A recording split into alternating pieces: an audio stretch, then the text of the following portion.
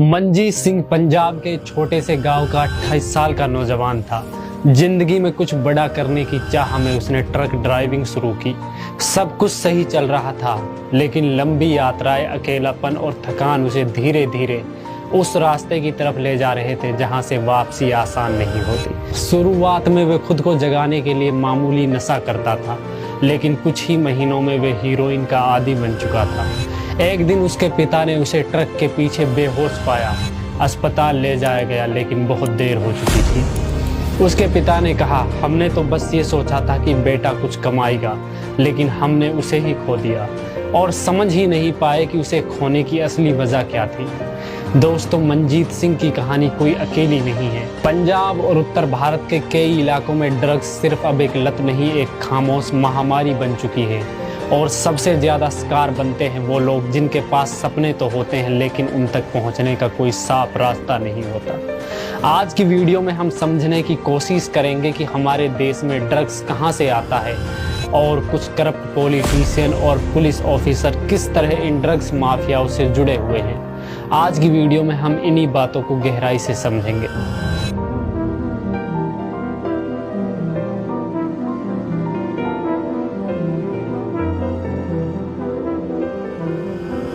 सितंबर 2021 को अडानी के मुंद्रा पोर्ट से 3000 किलो ड्रग्स पकड़ी जाती है, जिसकी कीमत लगभग 6000 करोड़ थी। इन्वेस्टिगेशन में पता चलता है कि ये ड्रग्स अफगानिस्तान से पाकिस्तान और फिर पाकिस्तान से समुंदर के रास्ते इंडिया के गुजरात आई। इन ड्रग्स को कोल और दूसरे प्रोडक्ट के नाम पर लीगली इंपोर्ट किया जा रहा था और इस सब के लिए आसी ट्रेडिंग कंपनी के नाम का इस्तेमाल किया गया। बाद में नेशनल इन्वेस्टिगेशन एजेंसी ने सुप्रीम कोर्ट में बताया कि इन ड्रग्स से आने वाले पैसे का इस्तेमाल टेरर फंडिंग के रूप में होता है, जिसका पैसा जाता है Pakistan based terrorist organisation Lashkar-e-Taiba को। इसके अलावा 2024 में गुजरात के समुंदर किनारे एक कंसाइनमेंट को पकड़ा गया, जिसमें 3500 किलोग्राम ड्रग्स थे। ये कंसाइनमेंट ईरान के चाबर पोर्ट से इंडिया आई और आज हमारे देश में ड्रग्स एडिक्शन वायरस की तरह फैल रहा है। पंजाब का ज़्यादातर यूथ इसकी चपेट में आ चुका है और अब ये नशा हरियाणा, उत्तर प्रदेश और राजस्थान तक फैल चुका है। आखिर कौन है इस नशे के एम्पायर के पीछे, जिसे ना तो पुलिस रोक पा रही है और ना ही सरकार। ये एक ऐसा इशू है जो हमारे सामने है, पर अक्सर हम इसे नज़रअंदाज कर देते हैं। एक ऐसी कहानी है जो सिर्फ ड्रग्स के बारे में नहीं है, बल्कि पावर, करप्शन और सर्वाइवल की एक टैंगलेस्ड मैज है। और इसका एपी सेंटर है हमारा देश इंडिया। ज्योग्राफिकली देखा जाए तो इंडिया एक परफेक्ट ब्रिज बन चुका है, दोनों तरफ से ड्रग्स की दुनिया के डेंजरस जोन से घिरा हुआ। Golden crescent Afghanistan, Iran, Pakistan और दूसरी तरफ गोल्डन ट्रायंगल म्यांमार, लाओस और थाईलैंड। दुनिया के 39% ड्रग यूजर्स साउथ एशिया में हैं। सोच के देखिए, हर 10 में से 4 लोग ड्रग्स ले रहे हैं और वो यहाँ के हैं। एक साथ मार्केट भी है और ट्रांसिट पॉइंट भी। जब हम नशा के बारे में सोचते हैं तो हमें सिर्फ एक एडिक्ट दिखाई देता है, एक लड़का जिसे गली में इंजेक्शन लगाते पकड़ा गया, या एक ड्रंक ड्राइवर। रियलिटी कुछ और ही है दोस्तों। नशा सिर्फ यूज करने वाले तक सीमित नहीं है, इसके पीछे का नेटवर्क, माफिया और विक्टिम्स सब एक कॉम्प्लेक्स मेज का हिस्सा हैं।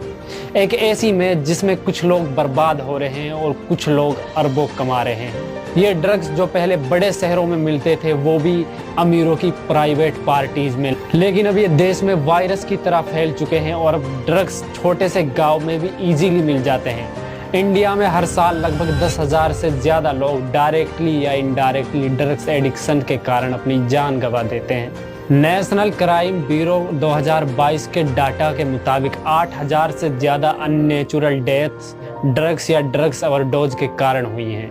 इसके अलावा mental health issues, road accident और वायलेंट बिहेवियर भी ड्रग्स अब्यूज से जुड़े होते हैं। United nation office on drugs and crime और एम्स की रिपोर्ट के मुताबिक इंडिया में 2 करोड़ से ज्यादा लोग किसी न किसी फॉर्म में ड्रग्स एब्यूज का शिकार हैं। इनमें से लाखों लोग हीरोइन, ओपियम, सिंथेटिक ड्रग्स जैसे मैथ का यूज करते हैं, जिनका long term health impact deadly हो सकता है। पंजाब, हिमाचल प्रदेश, मणिपुर, महाराष्ट्र और दिल्ली जैसे स्टेट्स में यंग डेथ्स ड्रग्स ओवरडोज के कारण अलार्मिंग रेट से बढ़ रहे हैं। आप सोच रहे होंगे कि जब ड्रग्स के कारण इतनी जिंदगियां तबाह हो रही हैं तो सरकार सख्त एक्शन क्यों नहीं लेती। दोस्तों, कई बार देखा जाता है जब ड्रग्स माफियाओं के साथ कुछ नेताओं के रिलेशन सामने आए हैं। ये माफिया इलेक्शन के टाइम पॉलिटिकल पार्टीज को फंड तक देते हैं। साल 2013 में गोवा लेजिस्लेटिव कमेटी ने कन्फर्म किया ड्रग्स माफिया और गोवा के फॉर्मर होम मिनिस्टर रवि नायक और उनके बेटे रॉय नायक के संबंध थे, जिसके कारण पुलिस ने अपना काम सही ढंग से नहीं किया। और इसी तरह पंजाब पुलिस में डीजीपी रहे शशिकांत ने हाई कोर्ट में बताया कि ड्रग्स माफियाओं को राजनेताओं का समर्थन प्राप्त है, जिसके बदले ये माफिया नेटवर्क इलेक्शन के टाइम नेताओं को पैसा देते हैं। इस सब से एक बात क्लियर हो जाती है कि सरकार की इन्वॉल्वमेंट तो ज़रूर है, चाहे वो कुछ ही नेता क्यों न हो। अब ये नशा हरियाणा में बहुत तेज़ी से फैल रहा है और इसके पीछे कुछ कारण बताए जाते हैं।